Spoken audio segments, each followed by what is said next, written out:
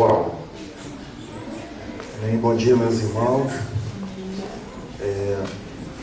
Como nós vamos projetar aqui toda a aula em slides, no telão, é bom que você sente um pouquinho mais à frente, porque a galeria não permite enxergar lá em cima. Então pode chegar um pouquinho à frente para você conseguir enxergar, para acompanhar o texto.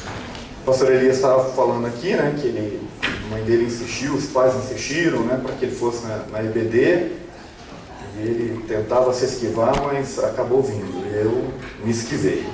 Eu não acompanhei, principalmente meu pai, né, que era mais assíduo na EBD. Até que um dia uma pessoa que vocês conhecem insistiu comigo e me levou, e aqui estou até hoje. A Solange, lá do Abrigo, Manaim. Foi ela que me levou a frequentar assiduamente a igreja. É a minha cunhada. Amém, meus irmãos? Amém. Ok, então vamos lá para a nossa aula de hoje. Agora já de verdade, reta final mesmo, né? Semana que vem, no próximo domingo, dia 24, nossa última aula de panorama bíblico, né? As EBDs continuam. A última aula de panorama bíblico. Vamos então já falar sobre o último livro. Mas Judas, primeira, segunda, terceira João, depois Judas. Judas nós já vimos junto com o livro de Tito, a carta de Paulo a Tito. Amém, vamos lá então.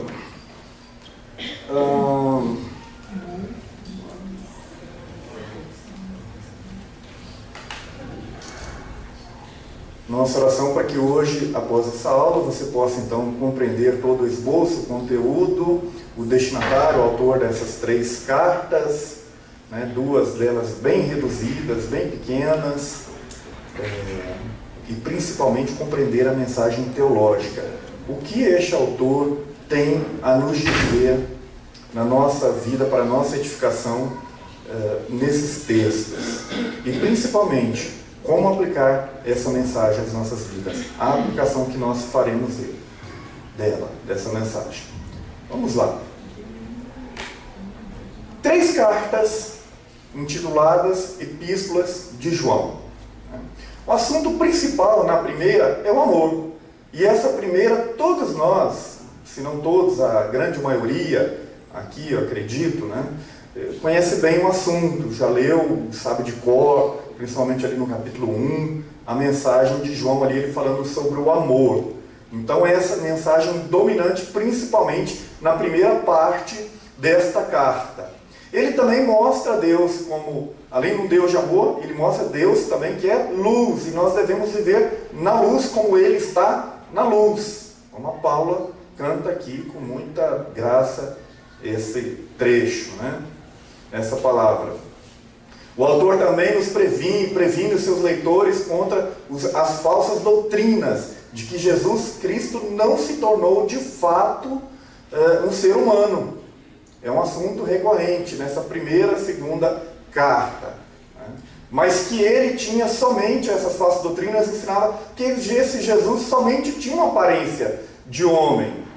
Essa falsa doutrina diz que o amor, essa falsa doutrina diz o autor, vem do espírito do inimigo, do espírito do erro, o espírito do engano que estava entrando na igreja e estava assolando. Embora alguns desses falsos mestres já haviam saído, mas eles já haviam deixado ali a semente de destruição. O rastro de destruição havia ficado.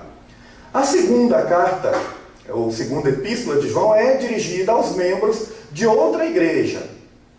Ela contém advertências para que os irmãos amem uns aos outros e que tomem cuidado também com as falsas doutrinas. O assunto da primeira é relembrado na segunda carta. E a terceira, uma reduzida carta também, é enviada a uma pessoa específica, chamada Gaio.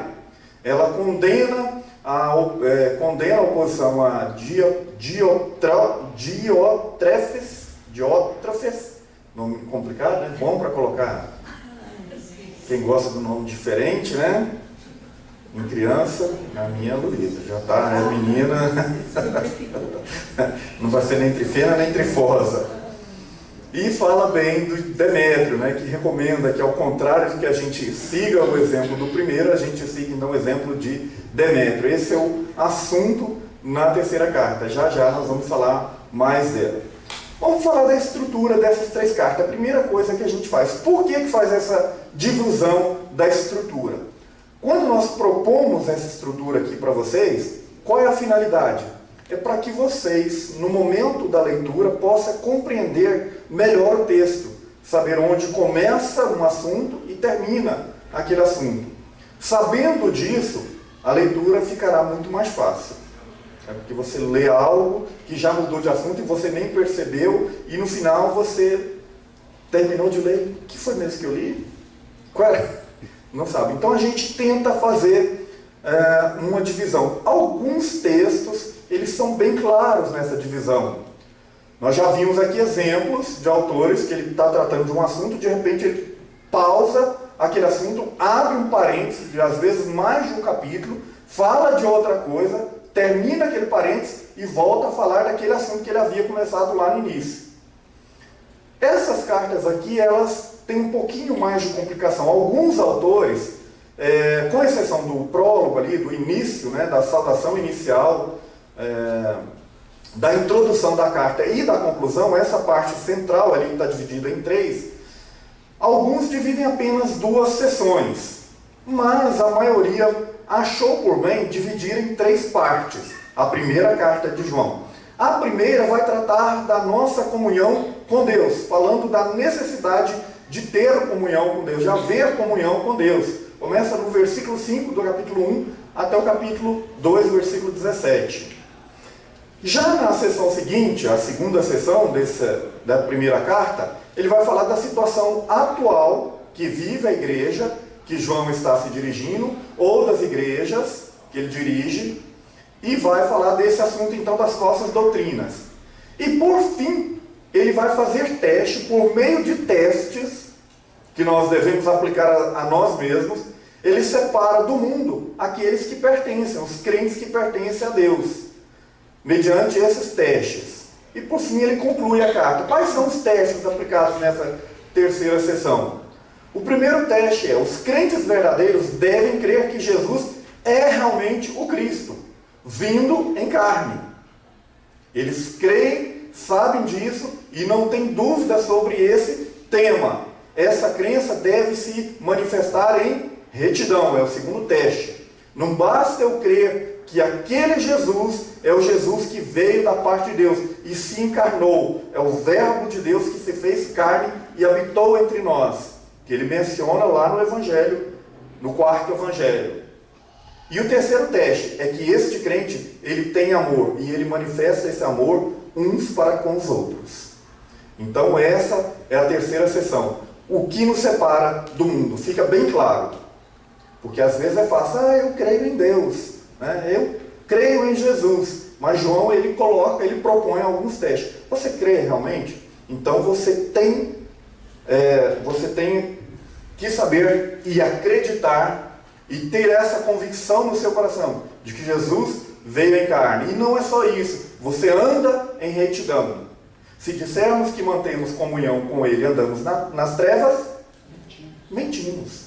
Eu creio em Deus, né? Eu gosto, é muito bom vir à igreja, só se fala de coisas boas. Mas se anda nas trevas, mentimos. É o que o autor fala. E por último ele fala que esse crente também vive em amor. São os três testes. Ok. Essa é a primeira carta. Então nós podemos dividir a primeira carta de João em três assuntos principais: comunhão com Deus, a situação da igreja e a diferenciação entre os que são crentes verdadeiros e os que não são crentes verdadeiros, que não foram enredados pelas falsas doutrinas. Bom, a segunda carta, ela já não tem uma divisão, é uma carta diminuta, assim como a terceira, muito curtinha. Então aí nós temos um assunto principal, é uma epístola que foi escrita por um presbítero, ele se identifica como presbítero, esse autor. A epístola é dirigida a membros de outra igreja, ele menciona lá a senhora eleita e seus filhos, aos quais o autor conhece bem, essa senhora e esses filhos, essas pessoas a quem está dirigindo a carta.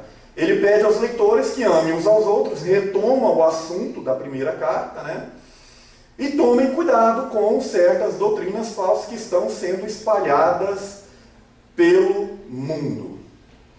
Engraçado, eu sempre tenho dito aqui esse assunto, eu não sei se vocês perceberam, sobre os falsos ensinos e as falsas doutrinas. Quase todos os livros do Novo Testamento que nós analisamos tratam desse assunto. Não é verdade? Todos praticamente. As epístolas de Paulo, Pedro, né? Com exceção de Hebreus, que ele tem um assunto específico ali, que é o sacerdócio do Senhor Jesus. Todas as outras, de uma forma ou de outra, algumas tratam só disso, como Judas, por exemplo, né? João, Pedro, Paulo, como eu disse, todos eles tratam desse assunto, falsa doutrina. Lembra quando Jesus, no seu sermão escatológico, ele falando aos discípulos, ele falando do sinal dos tempos, que sinais haveriam da volta de Jesus? Vocês se lembram de algum? Mateus 24 em diante? Nos últimos tempos haverá guerras e rumores de guerras. Os homens, terremotos, serão amantes de si mesmo. O que mais? E muitos virão em meu nome dizendo: eu sou Cristo. E enganarão a muitos. E mais à frente vai dizer, se possível, até os eleitos. Ou seja, eles serão insistentes, né? Os falsos profetas estarão ali. E nós damos uma ênfase muito grande para os outros acontecimentos que marcam o final dos tempos. Terremotos, as guerras, né, os desastres naturais, as catástrofes. Nós sempre lembramos disso como um dos sinais de que estamos vivendo os últimos tempos. E poucos se lembram dos falsos ensinos e das falsas doutrinas. Pedro fala que os apóstolos do início, lá no início, eles já haviam dito, já haviam advertido sobre esses falsos mestres. Este talvez seja o pior de todos os sinais, o pior de todos os acontecimentos que precederão o final dos tempos, ou a iminência da volta do Senhor Jesus. Nós temos que ter muito cuidado com eles. Já já nós vamos falar sobre isso. Vamos para a terceira carta. Alguém lembra da terceira carta de João? Sem olhar para ela aí agora, eu sei que você já está com a Bíblia aberta, mas você se lembra do assunto da terceira carta? Ela é pequenininha. Alguém lembra? Não? Ninguém? Essas cartas pequenininhas, nós falamos algumas aqui, né? Elas parecem de pouca importância, mas trazem uma rica mensagem, embora, como eu disse, diminuto o conteúdo, reduzido o conteúdo, essas poucas palavras têm muito a nos ensinar. Vamos lá. Terceira João, então. Essa epístola, escrita também pelo mesmo presbítero, que se identificou dessa forma na segunda carta, é enviada para uma pessoa específica. Ela é enviada para alguém chamado Gaio, dirigente de uma igreja, este Gaio. O autor elogia este sujeito, este irmão chamado Gaio, condena a oposição de Diótrefes e que além de gostar de exercer a primazia, ele queria sempre estar em evidência, o Diótrefes, ele queria sempre ser o primeiro. Ele, além disso, ele tornou-se poderoso a ponto de não receber os emissários do escritor, do autor, expulsando da igreja aqueles que tinham uma postura moderada. João incentiva Gaio a seguir o exemplo de Demétrio, que também estava ali, e avisa que está indo naquele local para desmascarar então o opositor, aquele que queria a primazia, que estava à frente, que afrontava então o pastorado do apóstolo que então escrevia para ele. Vamos ver esses versículos, só para relembrar. Como um pouco se lembra, é uma carta que não é comum a gente ler muito, né? Ela não tem assim, um assunto que às vezes seja apetitoso, digamos assim, para nós. Vamos ver, vamos relembrar então um pouquinho dessa carta. Terceira João. Vamos ler alguns versículos importantes aqui, que marcam esse conteúdo. Vamos lá, vamos falar então o versículo 9, que mostrando o Diótrefes. Aí. Quem pode ler para a gente? Quem encontrou pode ler. Tenho escrito à igreja, mas Diótrefes, É esse mesmo. que procura ter entre eles o primado, não nos recebe. Olha só, ele não nos recebe. Ele procura ter o quê? O primado, a primazia. Ele quer sempre ser o primeiro. Ele está à frente, não deixa que ninguém fala. E ele agora se tornou tão poderoso que ele já se recusa a receber qualquer emissário vindo da parte do apóstolo. Né? O versículo seguinte, o 10, o que ele diz aí? Por isso, se eu for aí, far-lhe-ei lembradas as obras que ele pratica, proferindo contra nós palavras maliciosas, e não satisfeito com estas coisas, nem ele mesmo acolhe os irmãos, como impede os que querem recebê-los e os expulsa da igreja. Então, João deixa claríssimo aí, que ele, olha, eu estarei aí e eu vou confrontá-lo com o que ele está fazendo. Vou mostrar a ele que o que ele está fazendo não é correto. E ele repete quais são as práticas desse irmão, desse líder, né, que se coloca aí como o líder máximo dessa congregação local. E João dá uma palavra duríssima, né? Vou aí e vou confrontá-lo. Então, em outras palavras, traduzindo, vou desmascará-lo. Esse que se recusa, inclusive, a receber aqueles que a gente envia para que possa conversar. Ele não quer mais nem conversar. Então, este aí é o assunto da terceira carta. Tudo bem, então, primeira, segunda, primeira carta, vocês se lembram? Hã? Amor. Quais são os assuntos da primeira carta? Vamos lá. Amor. Hã? Querem ajuda? Comunhão com Deus, é a primeira sessão, né? Na sessão seguinte, a partir do capítulo 4, do 1, é o 1, é isso? Isso. Até o 5:12, ele vai falar da situação da igreja, os problemas que a igreja vem vivendo. E, por último, ele vai fazer o teste de separação entre quem é crente e quem não é. Esses são os assuntos da primeira carta. E da segunda carta, vocês se lembram? Para que ele escreve a segunda carta? Hã? Para outros membros. Para outra igreja, que ele denomina ela de Senhora e seus filhos. Hã? Olha lá. Ele conhece, ele exorta esses irmãos da segunda igreja que amem uns aos outros e que tomem cuidado com quem? Com o quê? Com os falsos mestres, com as falsas doutrinas. Tá, e a terceira carta? Essa você se lembra, acabamos de falar. Qual é o assunto? Para quem que ele escreve? Gaio. Né? E ele está escrevendo para Gaio para quê? Falando o quê para Gaio? Contra ele. Ele está advertindo Gaio sobre Diótrefes. O nome dá um nó na língua, né? E ele manda que os seus leitores, então, ao invés de seguir um exemplo de Diótrefes, que eles sigam um exemplo de Demétrio, que era alguém exemplar ali naquele local. Né?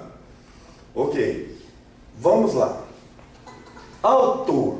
Agora, aquela pergunta de prova. Quem é o autor? E vou dar um brinde para aquele que acertar. Das cartas de 1ª, 2ª e 3ª João. João. Hã? João. Tá bom. Agora eu quero que vocês me digam. Da onde vocês tiraram o nome de João? Da Bíblia. Hã? Então mostra para mim aí. Vem que lá na carta de Gaio ele fala. Fala? O presbítero, o amado Gaio, que ele manda. Que presbítero? Tá certo. E agora? Pensaram que ia ser fácil como nas outras, né? Lá no verso 3 ele fala assim, né? 3ª João? Visto e ouvido, anunciamos também a nós outros. Essa é a terceira? João. Primeira? É. Porque ele foi um contemporâneo de Jesus, né? Desculpa, Socorro, qual que é a referência que você leu? É isso aí, irmão, quero que vocês participem. 1 João 1:3. 1:3.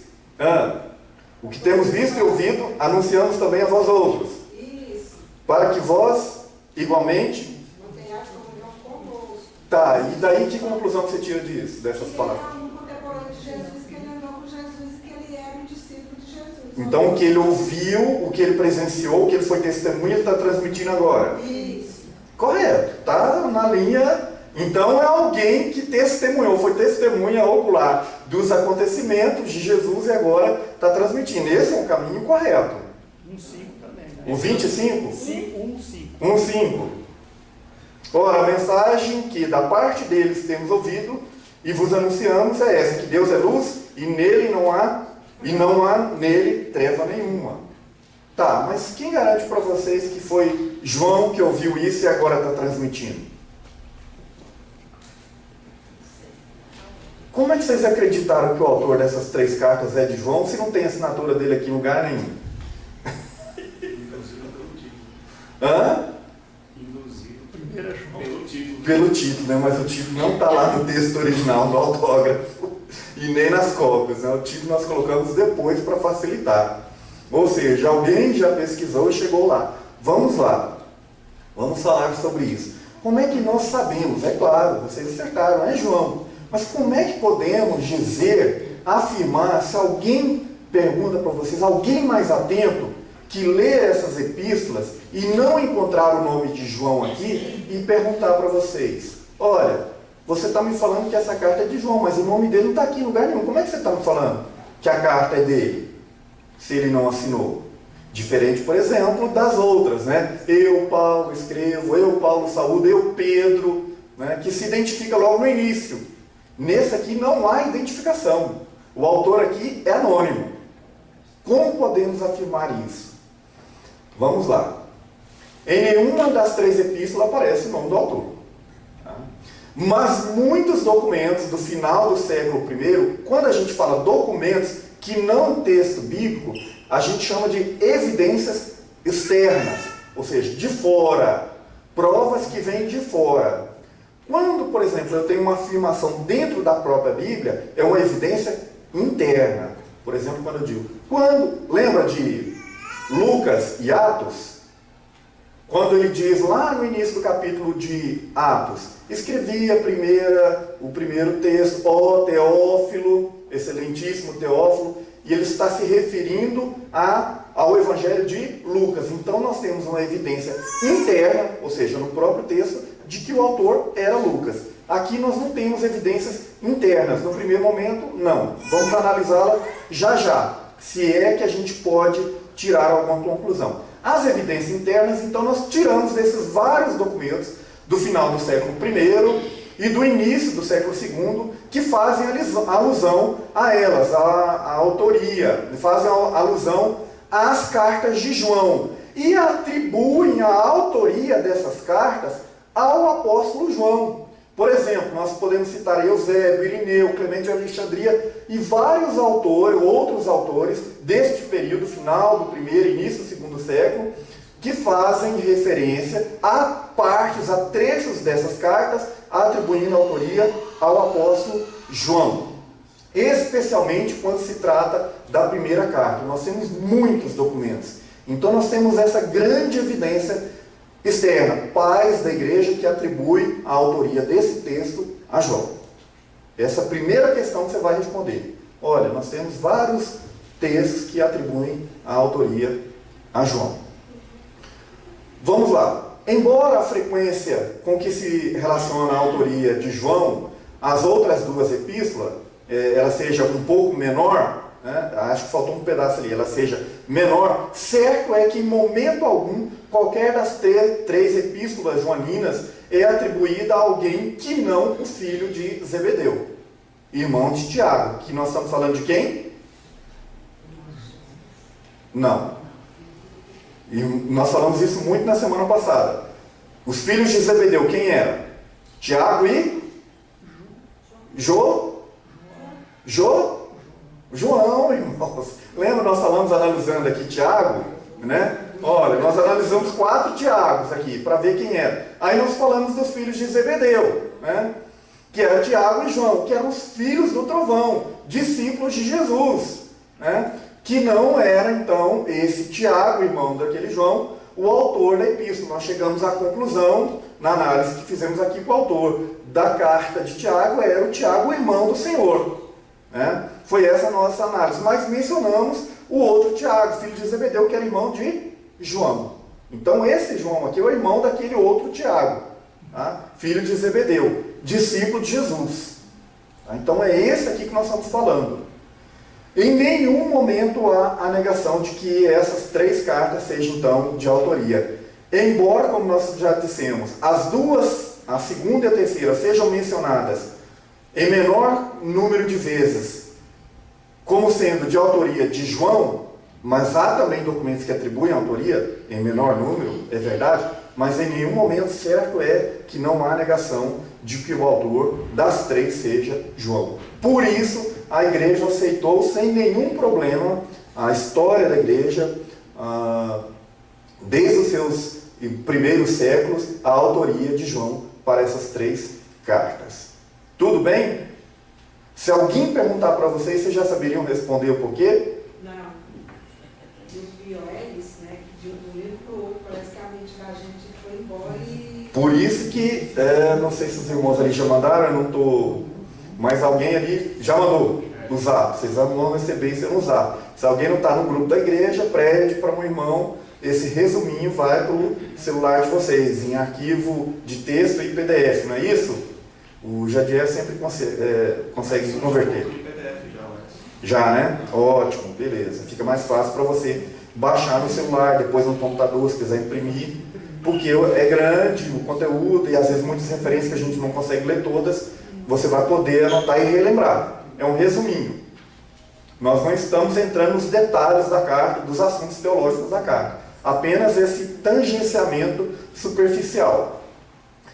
Vamos lá, na parte interna. Que evidência interna nós temos para afirmar que o autor das cartas é João? Internamente, há muitas semelhanças marcantes de tema, vocabulário e sintaxe. Os temas abordados lá no 4º Evangelho e 1 João existem muita similaridade. Por exemplo, luz e trevas, que está lá no Evangelho de João, e nós encontramos na primeira carta de João.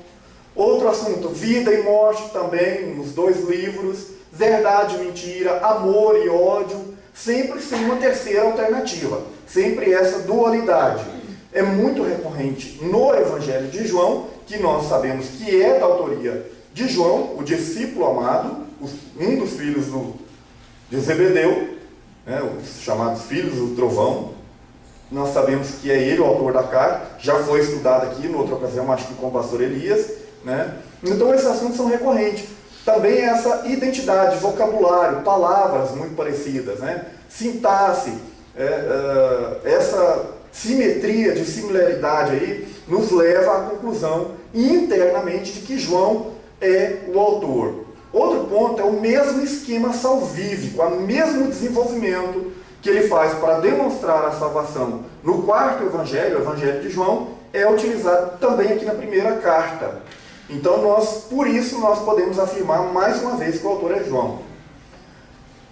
Não regenerados, as expressões, por exemplo, os não regenerados, eles são tratados como filho de diabo. Quando na nossa condição de não regenerados, nós somos tratados como do diabo. E que peca, o diabo que peca, que mente, que mata desde o princípio. Vamos ler essa referência para ver se é muito parecido num e no outro local? Lá em 1 João 3,8, quem pode ler para a gente? Paulo, por favor. Outro irmão, socorro, acho que você está abrindo, João, agora o Evangelho, 8,44.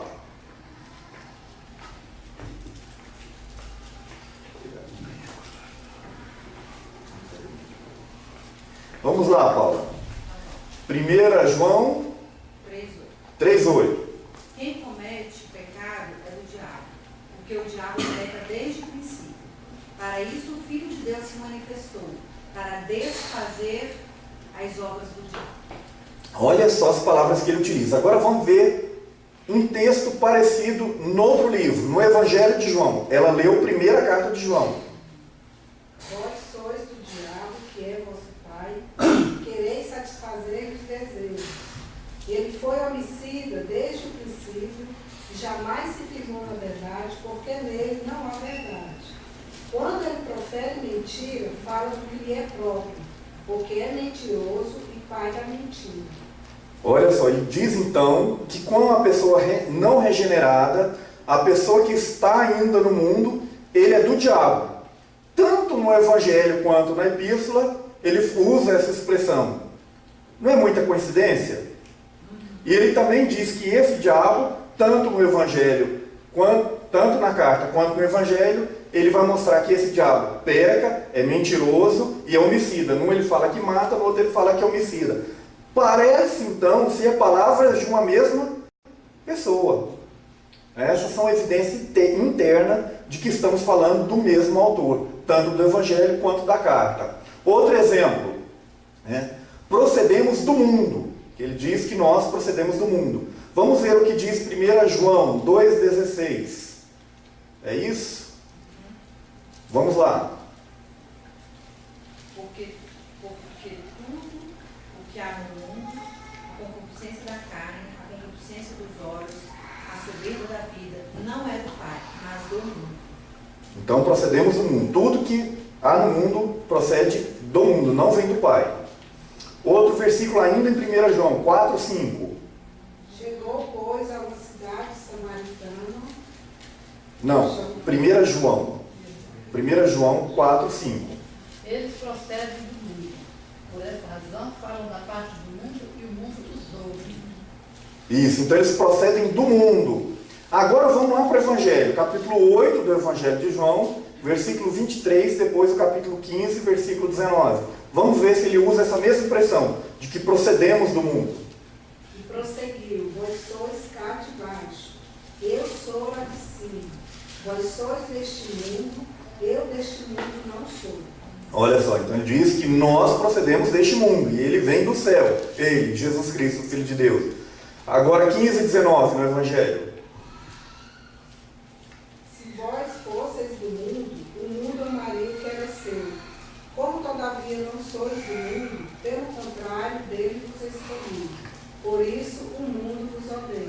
Então ele agora falando para os discípulos já regenerados, que tiveram encontro de Deus, eles não procedem do mundo. Mais uma vez, o autor usa a mesma expressão, tanto no Evangelho e quanto na carta. Por isso também nós temos mais uma evidência interna de que é a mesma pessoa. Eu tenho aqui vários outros exemplos, várias outras referências mostrando identidade de expressões utilizadas tanto no Evangelho de João quanto na primeira de carta, para reforçar que a autoria das cartas de João é do discípulo João, filho de Zebedeu, um dos filhos do trovão lá juntamente com Tiago. Tudo bem? Aí alguém pode dizer o seguinte: mas os filhos do trovão que você está dizendo, aqueles lá, que a mãe deles, que ele vai lá e cutuca, mamãe, vá lá, aqueles que tudo tem que pedir para a mãe, e não eram crianças, já eram homens, pede para ele, para que nós possamos sentar uma à sua direita e outra à sua esquerda, Eles fazem isso, e eram chamados filhos do trovão, dada a sua natureza, um temperamento muito forte, muito arredio, alguém muito difícil de lidar. Esse, que era João, um dos filhos do trovão, irmão de Tiago, poderia ser autor do Evangelho de João e autor também, principalmente da epístola, da primeira carta, que a gente encontra ali como sendo de João, a gente menciona que seria este João aqui, filhos do trovão? Não pode ser. Vocês acham que pode ser? Sim. Por quê? Alguém tão difícil escrever algo tão rico e tão poderoso, principalmente tratando de amor. Escolha bonzinho, preparado. Mas um difícil desse, Como Pedro, Para moldar. Pedro, na epístola dele, ele já demonstra um Pedro mais manso. exatamente isso aqui nada mais é da prova do poder transformador que o Espírito Santo tem na vida de uma pessoa. Aqueles homens lá atrás, da época da convivência, são outras pessoas que foram transformadas. Aqui é uma prova, é o contrário. E alguns usam esse argumento de que aqueles homens não poderiam ser o autor dessas cartas, justamente considerando o temperamento e o caráter deles àquela época, que eles ainda estavam em formação. Mas aqui é o contrário. É uma prova do poder que o Espírito Santo tem de transformação na vida de um homem. Esses homens foram transformados por Deus e por isso mesmo agora eles escrevem com tanta unção e graça que essa palavra alcança milhares de anos depois ainda, outras milhares de gerações adiante, centenas de gerações adiante. Então nós não temos dúvida que o autor é João. Já os vínculos vocabulários e temáticos entre as duas últimas, nós falamos que há uma identidade entre o Evangelho e a primeira carta, mas e a segunda e a terceira? A segunda e a terceira a gente encontra vínculo dessas duas com a primeira. Se o autor da primeira é João e elas têm vínculo com as duas seguintes, nós podemos então afirmar que o autor das duas últimas também é o mesmo João. E aí nós mencionamos alguns exemplos, né? Que Jesus vem em carne, nós encontramos lá em 2 João 7, tem o mesmo assunto lá em 1 João 4,2, quando ele trata de enganador e anticristo, em 2 João 7, ele também vai tratar em 2,22 na primeira carta, e aqueles que amam e praticam o bem mostram que procedemos de Deus. Ele vai mostrar isso em 3 João, no versículo 11, e depois na primeira carta, do 3,10, do 4 e 7. Nós não vamos ler todas, mas são as mesmas palavras utilizadas nas cartas mencionadas. Quanto à autoria, há dúvidas, meus irmãos, ainda? Não. Vocês sabiam que não tinha o nome de João nas cartas de 1ª, 2ª e 3ª João? Já tinham reparado isso? A gente lê no título ali e inconscientemente a gente pensa que está no texto. E não está. A gente sabe da autoria por causa disso, de outras pessoas que pesquisaram antes de nós, e hoje nós sabemos disso por causa dessas conclusões. E foram anos de pesquisa. Nós acertamos, agora tu deve um brinde, né? Tá, então nós vamos marcar um café e vamos brindar um café hoje à tarde, então. Na sua casa. Pode ser. Na sua casa. Ou melhor ainda. Vamos lá. Local de origem, né? Aonde que João estava quando ele escreve, nós já sabemos, né, que ele é o autor, e aonde ele estava quando ele escreve essas cartas, né? A evidência externa apontam para Éfeso, ou seja, isso não está na Bíblia, né, como o local mais provável, já que João, o filho de Zebedeu, teria se mudado para esse local. Há vários autores que vão relatar essa mudança, né, de João, juntamente com Filipe, a família de Filipe, se mudam para Éfeso, época da guerra judaica, lá pelo ano 66. Essa guerra acontece entre os anos 66 e 70 depois de Cristo, e João permanece ali até a sua morte. E a história nos conta que João foi o único dos apóstolos de Jesus que não sofreu martírio, né? Ele morreu de morte natural, já bem velhinho. Então, provavelmente, o local que nós temos mais certo de encontrar João, quando ele escreve essas cartas, ele estaria então ali na cidade de Éfeso, que era um importante centro de comércio, uma cidade muito importante naquela época. E João estaria ali a época que ele escreveu este documento. E quando ele escreveu? Qual foi a data que ele teria escrito?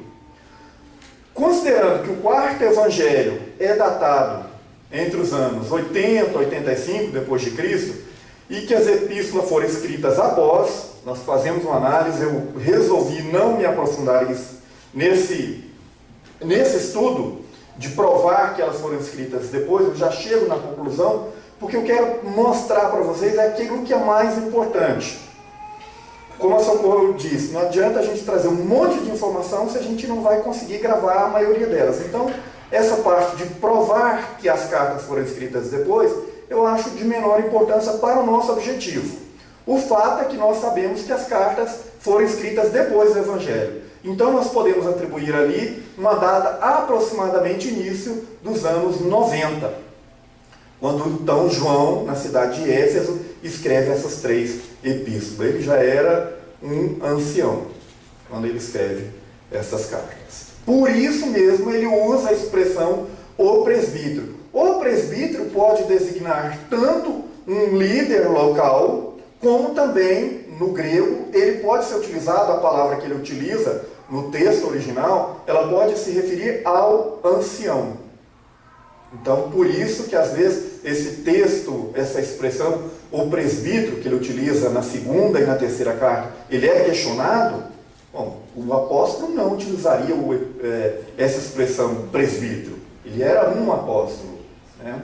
Mas ele usa um artigo definido, o presbítero, para dizer que ele era o ancião, talvez porque era o único deles vivo. E ele não se sente também, ele não ousa a dizer o apóstolo, embora ele também fosse o único apóstolo vivo, mas ele prefere se identificar como um ancião qualquer. E todos eles, lembrando aqui dos outros autores, eles sempre utilizam de um termo mais modesto. Lembra de Judas, de Tiago? Eles não se referem a irmão do Senhor, mas eles se dizem servos do Senhor, né? Eles preferem usar essa expressão. Isso é muito comum, mostrando a natureza humilde de cada um deles. Tudo bem quanto ao local e a data da escrita? Então vou perguntar para vocês, aonde que ele escreveu a carta? De onde? Éfeso. E foi mais ou menos em que época que ele teria escrito? 80 e 90. Eita, misturaram duas datas aí. Início dos anos 90. 80, 85 é quando ele escreve o quarto evangelho. Ele escreve as cartas depois. 85 a 95. Por volta dos anos 90, início dos anos 90, isso aí. Até 95. Até 95 está no início, né, meu? Bom, vamos lá. Destinatário. A primeira epístola não menciona nenhum destinatário e não preserva nenhuma saudação específica. Parece muito com a carta aos Hebreus. Ela não tem... Lembra das cartas de Paulo, de Pedro, de Tiago? Eu, Paulo, escrevo aos irmãos, tarará, saúdo fulano, e ele faz uma oração inicialmente ali, agradecendo por algumas coisas. Aqui não. João, na primeira carta, como é que ele começa? Quem está aí? 1 João 1. Que era desde o princípio. Pode ler o primeiro versículo todo. Que era desde o princípio, o que temos ouvido, o que temos visto com os nossos próprios olhos, o que contemplamos, e as nossas mãos apalparam com respeito ao verbo da vida. Então ele já começa tratando o assunto propriamente dita. A introdução dele é a introdução ao assunto. Não há saudação, não há cumprimentos, não há uma oração de ação de graça, nada disso. E essa epístola, a leitura dela, ela se torna um pouquinho mais complicada por causa disso. Ele começa um tema, às vezes ele já muda para um outro assunto e depois, mais à frente, ele retoma esse tema, ainda que de maneira indireta, ele volta nos temas e ele faz isso. É o recurso que ele tem literário para redigir a carta. Então nós não sabemos de que para quem exatamente João escreve a primeira carta, já que ele não indica nenhum destinatário. Ao contrário, a segunda epístola, quem vai ler para a gente lá o primeiro versículo da segunda epístola? Ele já identifica um destinatário. O presbítero, a senhora eleita e aos seus filhos, a quem eu amo na verdade, não somente eu, mas também todos os que conhecem a verdade. Então o presbítero, ele se identifica como o presbítero, sem mencionar nome, e se dirige a quem? A senhora eleita e aos seus filhos. Aqui essa senhora, a gente fala assim, a senhora é a igreja, que é a mulher, que é a igreja é sempre ilustrada, muitas vezes, na figura de uma mulher. Mas neste caso aqui, não é a igreja universal, a igreja do Senhor Jesus que havia naquela época. Ele está dirigindo, muito provavelmente, a uma congregação específica. Tanto é que mais adiante, na segunda carta, ele vai mencionar a sua irmã. E a igreja universal, a igreja como um todo na face da terra, ela não tem irmã, ela é uma só. Então ele está dirigindo a igreja, a senhora e seus filhos, a uma determinada congregação, diferente do primeiro destinatário da primeira carta. A terceira epístola, nós já mencionamos, mas vamos agora aprofundar um pouquinho, é dirigida a um indivíduo, de nome Gaio. E se você ler o Novo Testamento, você vai encontrar Gaios várias vezes, outros Gaios. Este Gaio aqui não é, vamos lá mencionar, vamos descobrir os outros aí. Não é o de 1 Coríntios 1,14, quem vai ler para a gente? Milton. Não é o de Romanos 16, 23, Paula. Ou da Macedônia, Atos 19, 26. Quem? A irmã Socorro. E por último, nem o de Derbe, né, que estava lá ao norte, ali na região da Ásia Menor. Atos 24. Quem pode ler?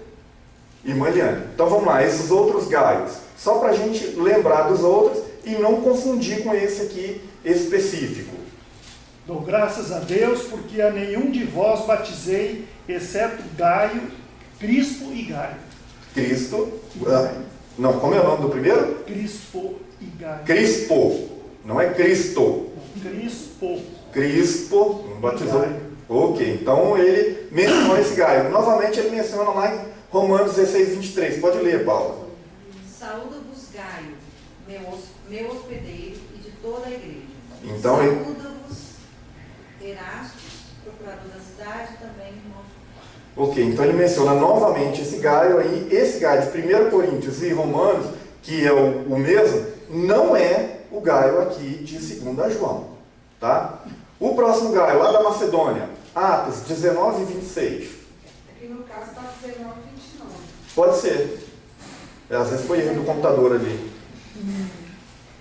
Foi a cidade tomada de confusão e todos a uma remeteram para o teatro, arrebatando os macedônios Gaio e Aristarco, companheiros de Paulo.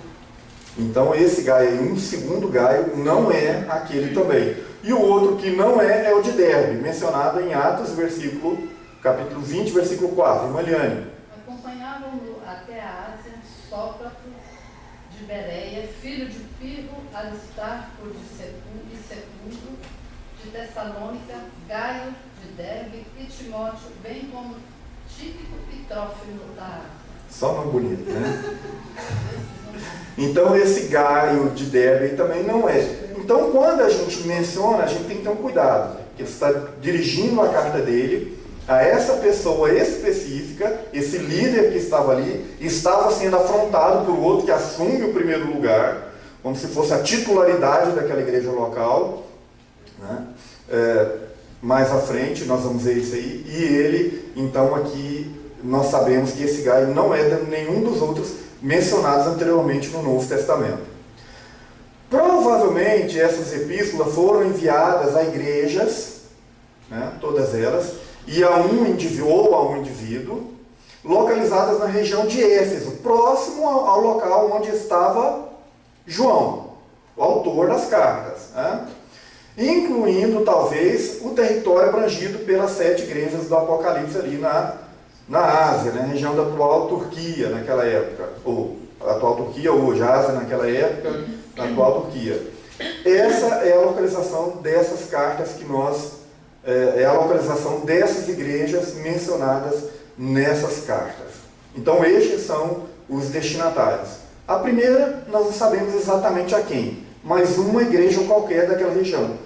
Talvez ali bem próximo à cidade de Éfeso, ou da região ali que nós conhecemos 7 igrejas do Apocalipse. Esmirna, Filadélfia, Tiatira, Laodiceia, e entre outras.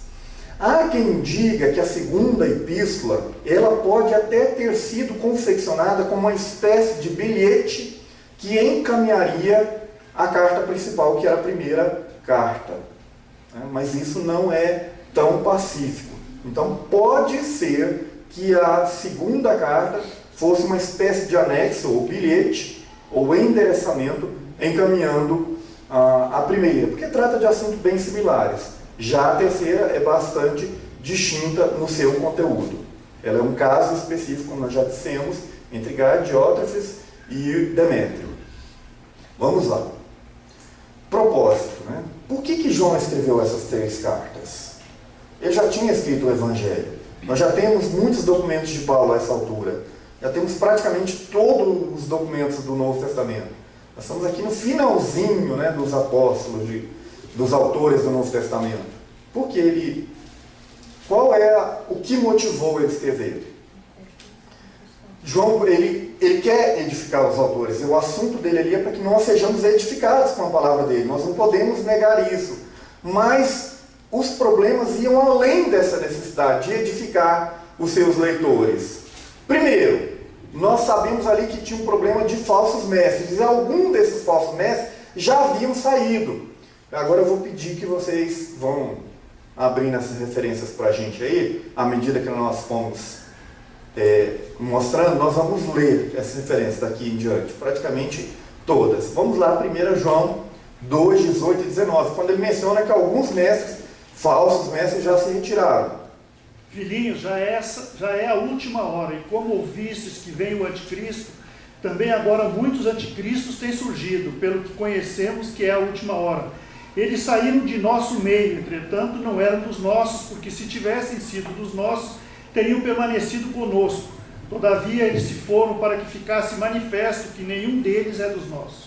Então ele já adverte que, olha, nós temos aqui pessoas que estiveram entre nós, anticristos, falsos mestres, e alguns deles já saíram.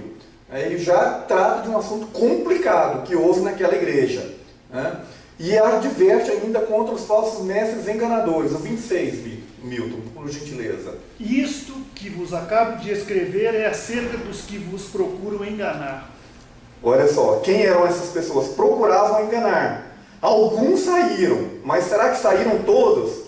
Essas pessoas eram lobos vorazes, estavam despedaçando o rebanho, estavam maltratando ali o grupo de crentes que haviam naquela igreja. Esses falsos profetas. 1 João 4, 1. Mas aqui no 19 ele fala, eles saíram de nosso meio. Ele falou que alguns saíram. Sim, mas ele continua insistindo no cuidado que esses crentes devem ter. Porque se eles saíram, provavelmente a sua doutrina ficou ali. Sim. E mais adiante ele vai dizer o seguinte, inclusive que alguns permaneçam firmes, porque a semente plantada por eles pode ainda estar no coração de alguns. Então por isso que ele insiste na mensagem, de permanecer firmes. Mais à frente nós vamos ler e nós vamos chegar a essa conclusão de que não foi total e que ele está ali insistindo na palavra justamente porque ainda pode haver outros ainda ali que não estão totalmente convencidos da mensagem verdadeira. Vamos lá, eles são falsos profetas. 1 João 4, 1. Amados, não creais em todo o Espírito, mas provai se os Espíritos são de Deus, porque já muitos falsos profetas se têm levantado no mundo. Olha só, e ele fala aqui, Socorro, agora, provai. Então é o seguinte, fiquem atentos. Eles são falsos profetas, ele manda provar. Se eles saíram todos, não precisam provar mais. Então a mensagem continua valendo, para aqueles irmãos fiquem atentos. E eles também são enganadores. 2 João 7. Quando a gente fala 2 João 7, vocês sabem que nós estamos referindo ao versículo, Só há um capítulo. Porque já muitos enganadores entraram no mundo, os quais não confessam que Jesus Cristo veio em carne. Este tal enganador, o anticristo. Este tal enganador é o anticristo. Ok. E o 2,18 ele vai falar a mesma coisa. 1 João 2,18.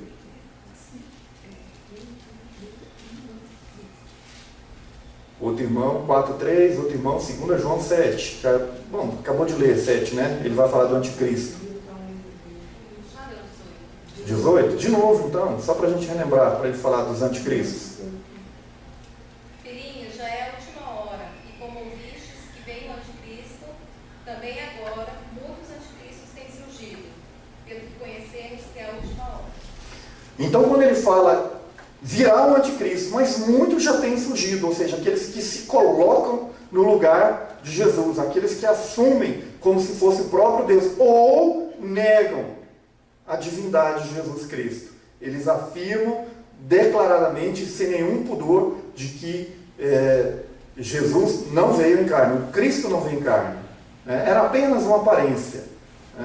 Não se trata de um Deus verdadeiro. Eles negavam a divindade de Jesus Cristo. Quando ele fala, então, anticristo, ele está querendo dizer ou que se colocam no lugar de Cristo, ou negam a divindade do Cristo, vindo da parte de Deus. Uma coisa ou outra. O 4,3 já foi lido? Não. Que ele vai mencionar de novo o anticristo. E todo o espírito que não confessa Jesus não procede de Deus.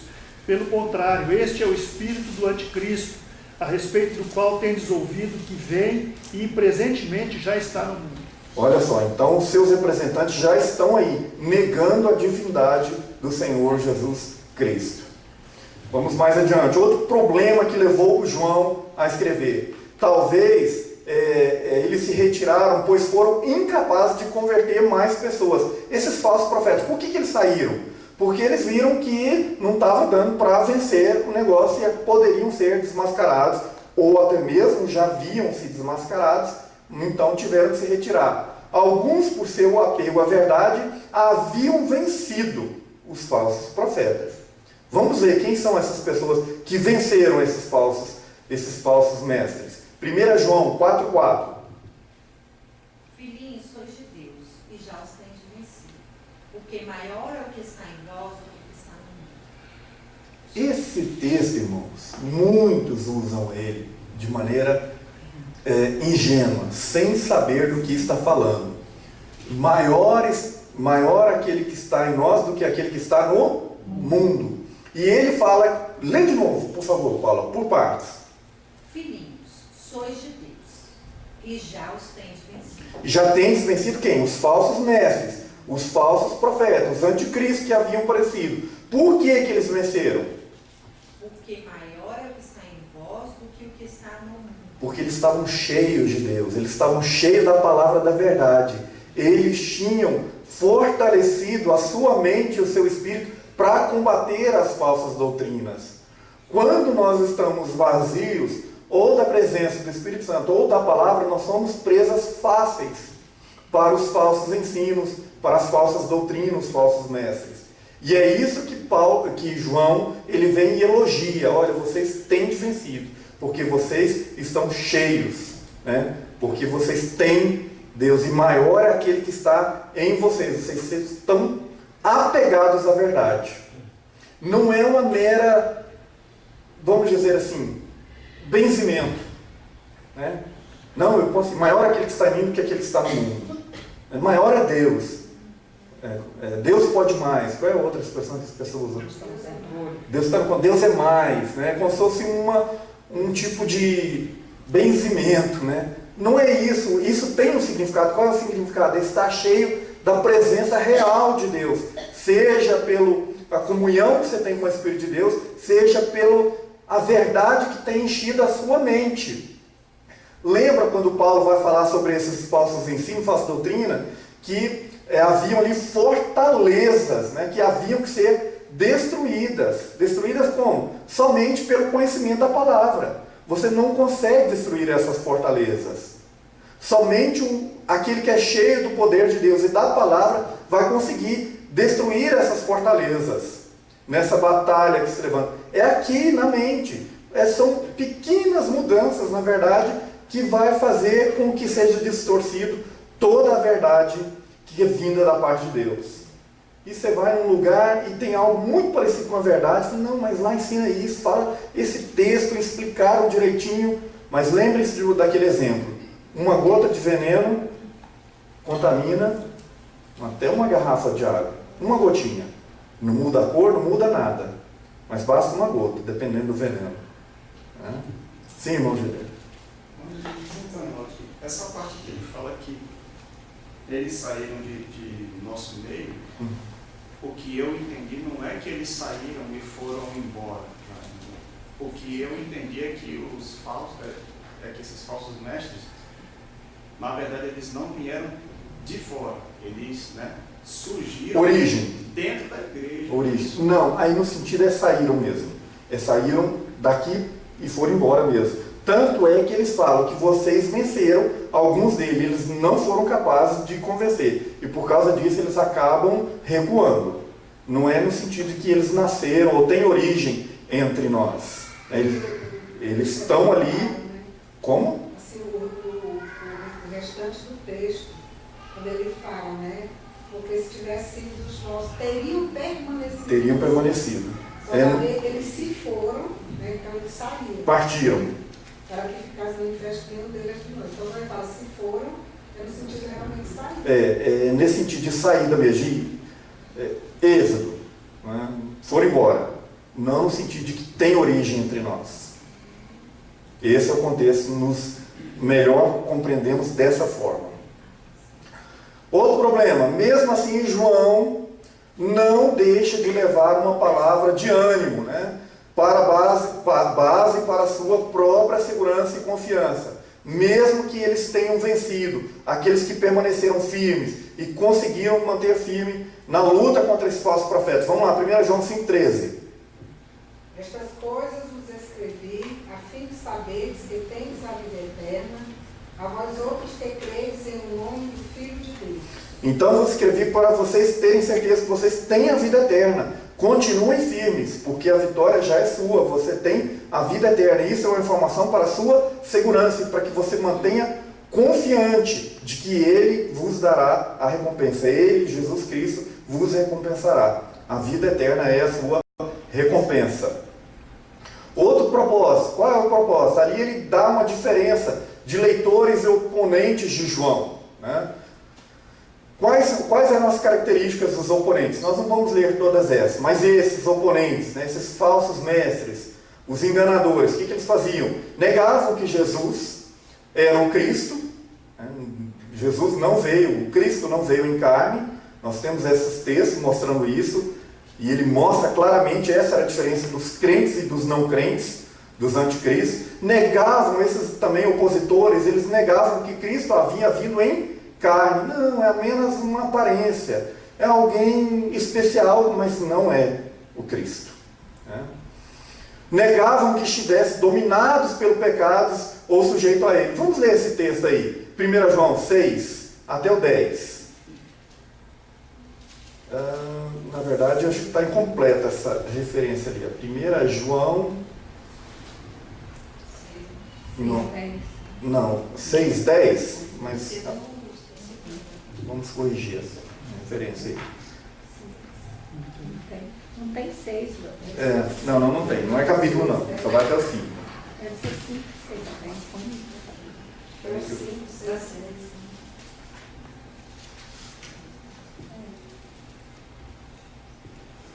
Já acha ela por 1 João 1, do 6 ao 10.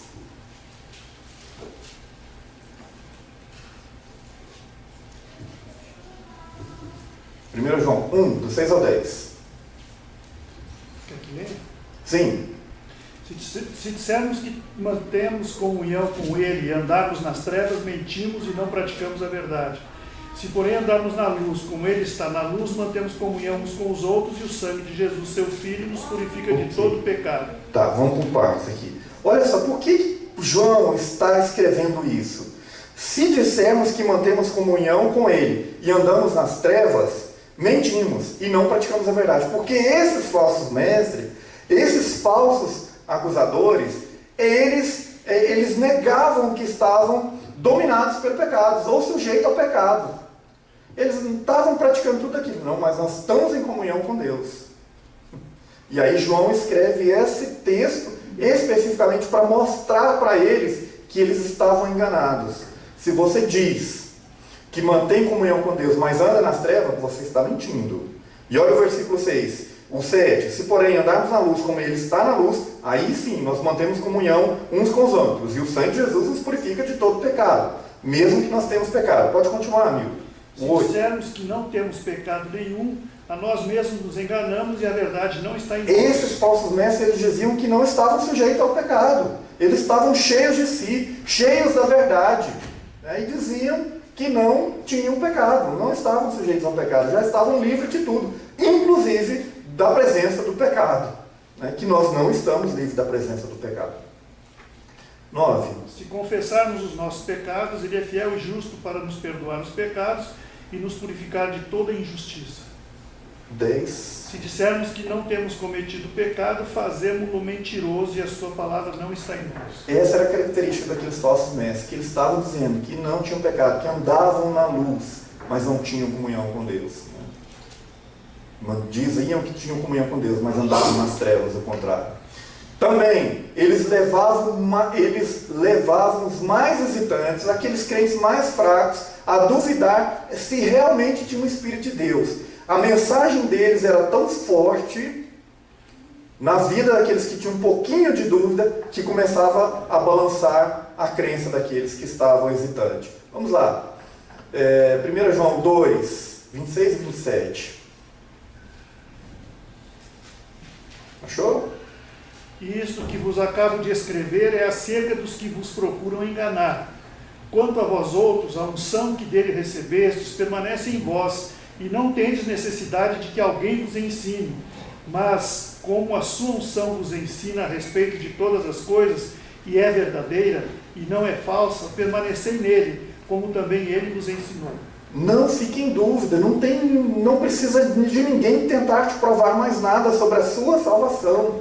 A unção que te trouxe o poder de sair das trevas para a maravilhosa luz já completou a obra. Esse poder de Deus já operou em você. E muitos ainda dizem, será que eu sou salvo mesmo? Será que eu estou em Deus? Porque eles estavam ouvindo tanta coisa de fora, tanto falso ensino, que eles começaram a duvidar da própria salvação. E João então tem que vir aqui dar um choque de verdade. Não deem ouvidos a essas palavras. A unção permanece em vocês, ela não se retirou. Ou seja, vocês continuam salvos e não vão perder a salvação por nada neste mundo. Aquele que fez a obra completará até o final. Era isso que a preocupação de João, por isso ele tem que escrever essa carta. Em última análise, o propósito de João é advertir uma congregação a não receber mestres itinerantes que esposam esses falsos ensinos. Eles passavam por lá, plantavam tudo quanto é fábulas na cabeça daqueles crentes, alguns começavam até a acreditar. E já na terceira carta ali, nós vemos, na terceira epístola, talvez não passe de uma advertência apostólica contra aquela pessoa, que nós sabemos o nome dele, qual é? Na terceira carta?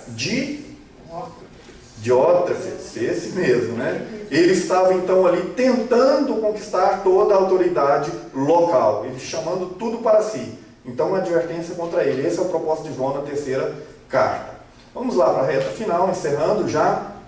O que essas cartas então de 1 e 2 João têm nos ensinar?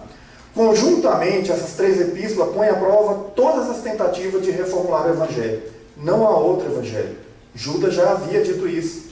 Se alguém trouxer, Paulo também dizia isso, se alguém trouxer um novo Evangelho, que seja amaldiçoado. Ah, mas tem uma novidade aí, uma revelação nova, né? Vem que está acontecendo algo diferente.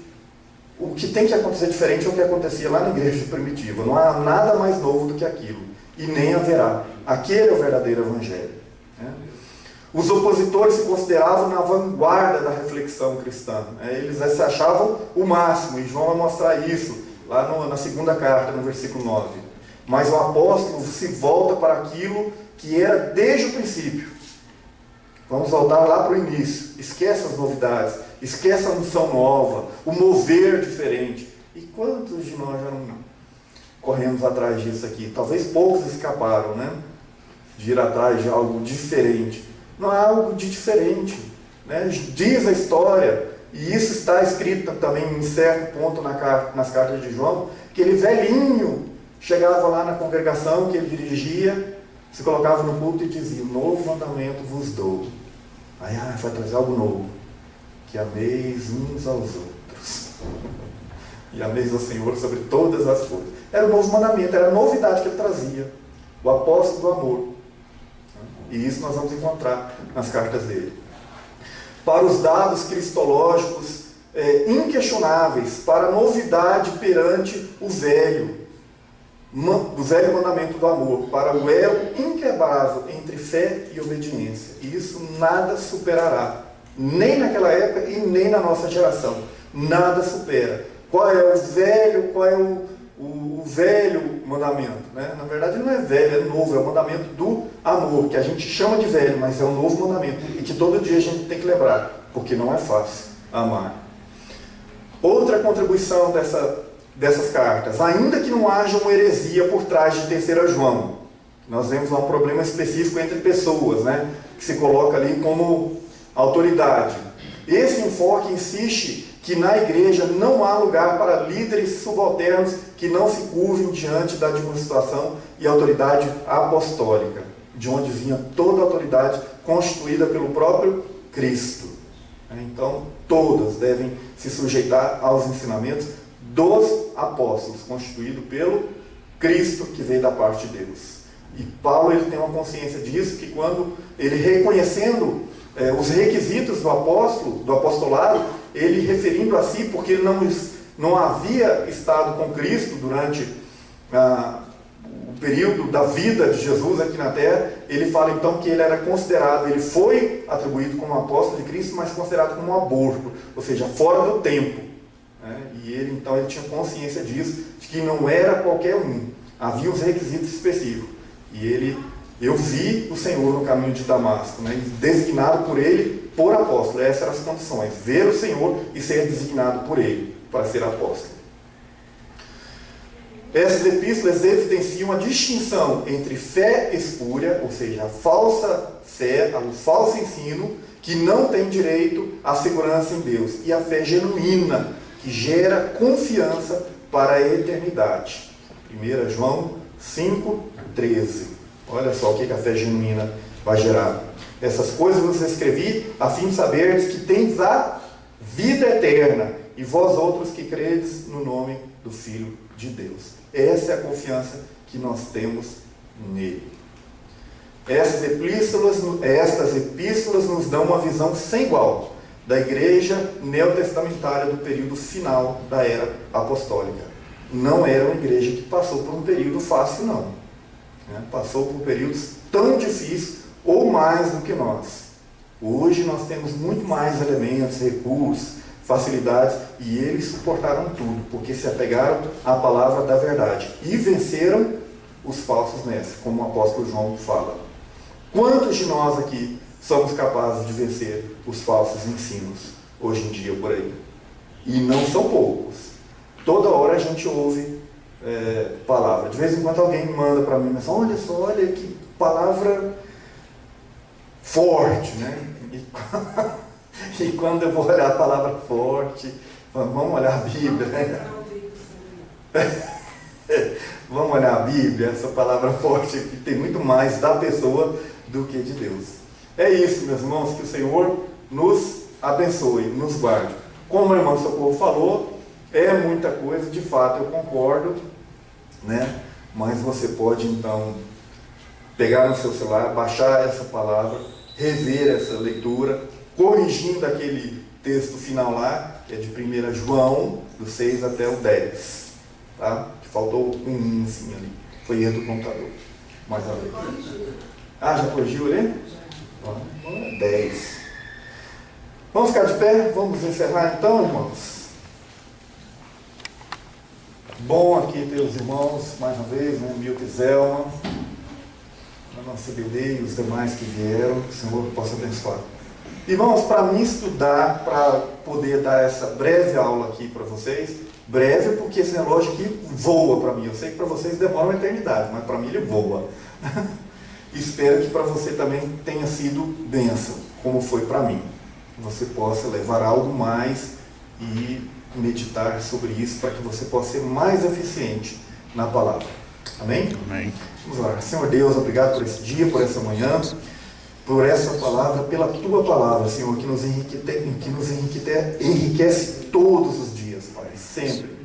Que o Senhor possa operar em nós esse milagre, que nós possamos armazenar em nossos corações, em nossa alma, em nosso espírito a Tua palavra, para que nós possamos permanecer firmes, ó Deus, contra todo sofisma, toda falsa doutrina, todo espírito enganoso que se levanta no nosso meio, para que nós possamos combater o bom combate com a Tua palavra, a palavra da verdade, e permanecermos firmes na confiança de que em Deus nós temos vida eterna, e só em Ti, o Jesus Cristo, Filho de Deus, o Verbo vivo de Deus, que se manifestou em carne entre nós, para que nós possamos até o último dia, e enfim chegar diante de Deus, para receber a coroa que o Senhor tem reservado para nós. Obrigado pela vida desses irmãos, abençoa aqueles que não puderam vir também, que o Senhor possa abençoá-los em nome de Jesus. Amém. Amém. Irmãos, então assim estamos encerrados. Domingo que vem, na EBD, se Deus permitir, estaremos encerrando aqui então com Apocalipse, né? Resolveremos aqui, esclareceremos os mistérios do Apocalipse.